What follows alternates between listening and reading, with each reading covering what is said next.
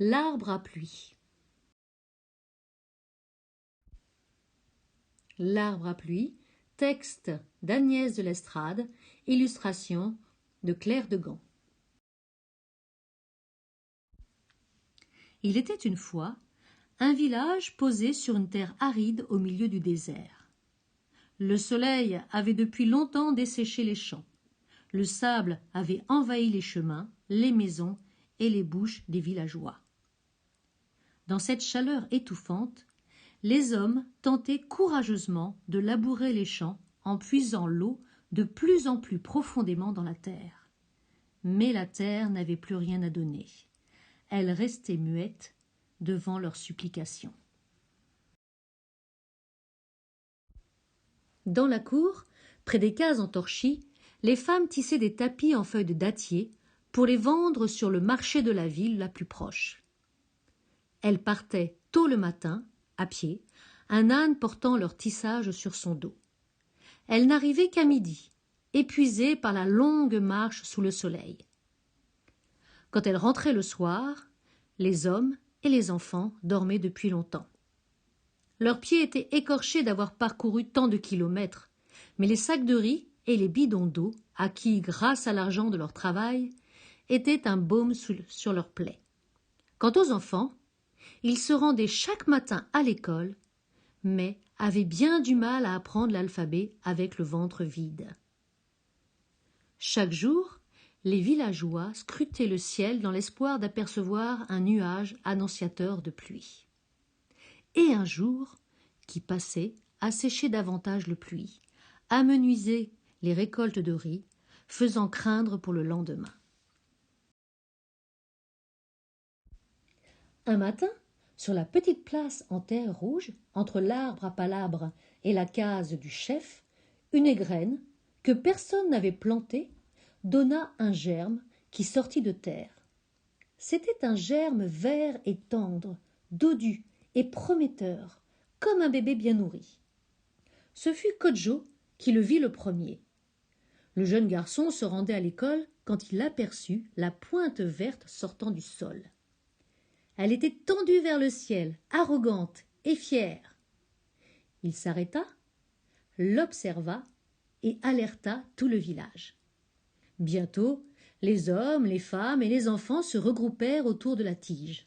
« C'est un bananier, dit un homme. « C'est un cocotier, dit un autre. « C'est un manguier, dit un troisième. »« Quoi qu'il en soit, dit le chef, cette plante nous nourrira et nous désaltérera si nous en prenons soin. Kodjo, tu en seras le responsable. Et vous autres, allez chercher l'eau qu'il nous reste. » Le jeune garçon releva fièrement la tête et versa les premières gouttes dans la terre sèche. Le lendemain, la pousse était devenue une petite plante qui dansait dans le vent, indifférente au souffle chaud du soleil. Kodjo lui murmura des paroles d'encouragement en versant le précieux liquide au pied de son petit tronc. Quelques jours plus tard, la plante ressemblait à un petit arbre de la taille d'un girafon. Avec ses branchages souples lancés vers le ciel, elle était un véritable miracle au milieu du désert. Les villageois dansèrent, remerciant les anciens et chantant des incantations. On embrassait son tronc, on déposait des offrandes à ses pieds, de l'huile de palme et des cailloux rares. Au bout de quelques semaines, l'arbre était plus haut que les cases et large comme un éléphant. Les villageois aimaient s'y reposer à l'ombre aux heures où le soleil était à son zénith.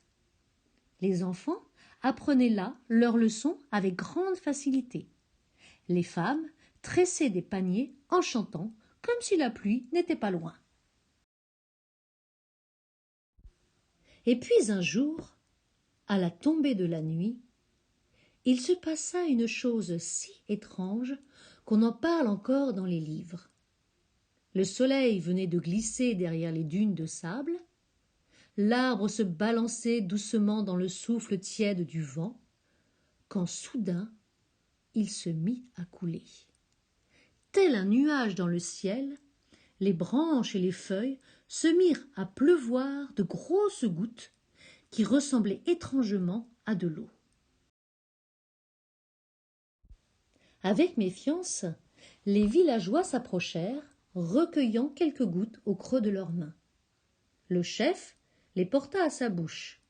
Il fronça ses gros sourcils sombres, remua sa langue, la passa sur ses lèvres et déclara « C'est de l'eau !»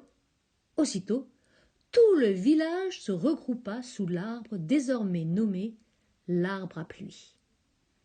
L'eau dévalait leur visage, apportant les sourires sur les lèvres. Elle entrait dans leur bouche ouverte et assoiffée, désaltérant leur langue sèche. Glissant le long de leur ventre et de leurs jambes, elle emportait avec elle la poussière des chemins. Pour honorer l'arbre à pluie, les villageois firent une grande fête. Ce soir-là, il y eut du riz à volonté, de l'eau sucrée et des gâteaux de manioc. Kodjo ne se souvenait pas d'avoir jamais autant mangé ni autant bu.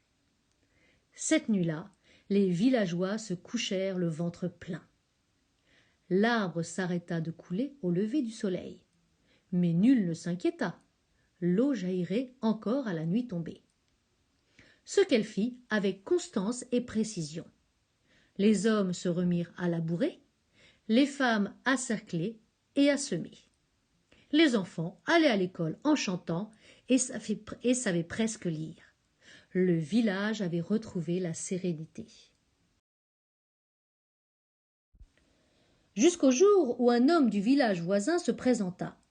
La nuit venait de tomber et l'arbre à pluie distribuait de l'eau aussi généreusement que la veille. L'homme, assoiffé, s'arrêta, contempla et n'en crut pas ses yeux. Dès le lendemain, il revint avec 2 seaux et entreprit de les remplir. Mais le chef s'approcha de lui et lui ordonna de passer son chemin. « Notre village meurt de soif et de faim, dit l'homme. Nos enfants ont le ventre vide et nos femmes n'ont que la peau sur les os. Le lait qui coule de leur sein est transparent. Les bébés pleurent du soir au matin. Quant à nous, pauvres hommes, le courage est en train de nous quitter. »« Je ne veux pas le savoir, répondit le chef qui était rancunier. Votre village a la mémoire courte. Voilà quelques mois, des hommes de chez vous pillaient sans scrupule le reste de nos récoltes, nous laissant affamés. Rentre chez toi et ne t'avise plus de t'approcher de l'arbre à pluie. » Et il le chassa d'un geste de la main. L'homme reprit son chemin, portant au bout de ses bras les 2 seaux vides. Le lendemain matin, Kodjo, comme à son habitude, partit arroser l'arbre à pluie, qui d'ailleurs n'en avait plus besoin. En s'approchant de la petite place rouge, il n'en crut pas ses yeux. À la place de l'arbre à pluie, il y avait un énorme trou béant dans lequel pendaient quelques racines arrachées.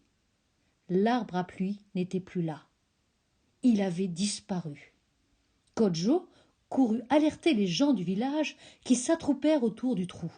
Les femmes se jetèrent à terre en pleurant, les hommes poussèrent des cris barbares. Au milieu de ce désespoir, le chef prit la parole et dit « On nous a volé l'arbre à pluie. Notre vengeance sera terrible. Suivez-moi » Tout le village se mit en marche. La colère est un mauvais guide, mais elle donne force et courage. Les villageois marchèrent si vite qu'ils aperçurent bientôt, au loin, les petites maisons en torchis du village voisin. « Regardez, dit le chef en désignant les maisons des ennemis. Ils dorment encore, mais, je vous le dis, plus pour longtemps. » La haine et la vengeance se lisaient sur les visages. Les hommes serrés contre leurs flancs, leurs coupe-coupe acérés. Ils étaient à mi-chemin quand ils le virent, majestueux, arrogant et fier, les branches tendues vers le ciel, l'arbre à pluie se tenait devant eux, planté dans le sol, vif et vigoureux comme la veille. « Comment est-il arrivé là ?» s'exclama Kodjo. « Un arbre ne marche pas. »« Attendez-moi ici » ordonna le chef de sa voix autoritaire. Les villageois le regardèrent s'éloigner en direction du village voisin. Quand il revint, il était accompagné de l'autre chef qui expliqua que seuls les dieux pouvaient faire marcher les arbres. Puis, il ajouta que, si ces hommes avaient dérobé l'arbre à pluie, ils l'auraient planté sur leur place, pas à mi-chemin entre les deux villages. Ces paroles de sagesse apaisèrent les villageois. À la tombée de la nuit, munis de seaux, de marmites et de bassines, les habitants des deux villages se retrouvèrent sous l'arbre à pluie.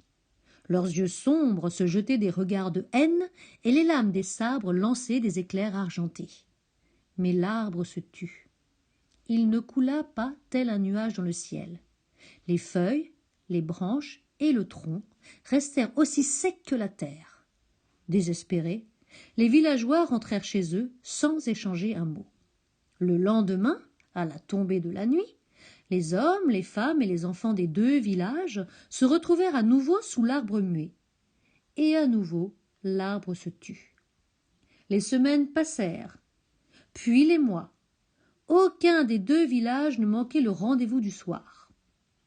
Un jour, une femme accoucha sous l'arbre à pluie.